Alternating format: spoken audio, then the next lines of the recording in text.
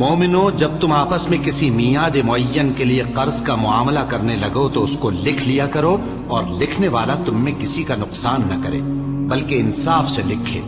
نیز لکھنے والا جیسا اللہ نے اسے سکھایا ہے لکھنے سے انکار بھی نہ کرے اور دستاویز لکھ دے، اور جو شخص قرض لے وہی دستاویز کا مضمون بول کر لکھوائے، اور اللہ سے کہ اس کا مالک ہے خوف کرے، اور زر قرض میں سے کچھ کم نہ لکھوائے۔ اور اگر قرض لینے والا کم عقل یا ضعیف ہو یا مضمون لکھوانے کی قابلیت نہ رکھتا ہو تو جو اس کا ولی ہو وہ انصاف کے ساتھ مضمون لکھوائے، اور اپنے میں سے 2 مردوں کو ایسے معاملے کے گواہ کر لیا کرو، اور اگر 2 مرد نہ ہوں تو 1 مرد اور 2 عورتیں جن کو تم گواہ پسند کرو کافی ہیں،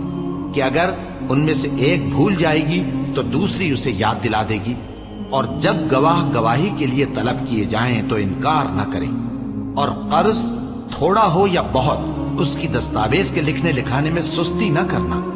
یہ بات اللہ کے نزدیک نہایت قرین انصاف ہے، اور شہادت کے لیے بھی یہ بہت درست طریقہ ہے۔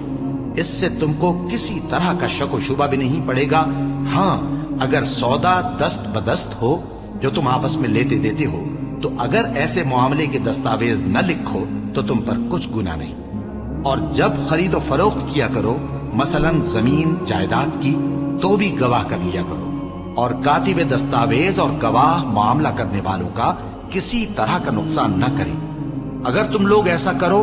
تو یہ تمہارے لیے گناہ کی بات ہے، اور اللہ سے ڈرو اور دیکھو کہ وہ تم کو کیسی مفید باتیں سکھاتا ہے، اور اللہ ہر چیز سے واقف ہے۔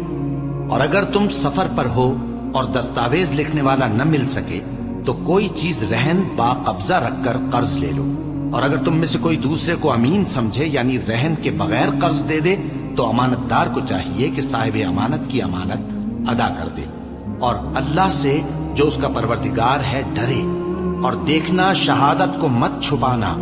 جو اس کو چھپائے گا وہ دل کا گناہگار ہوگا، اور اللہ تمہارے سب کاموں سے واقف ہے۔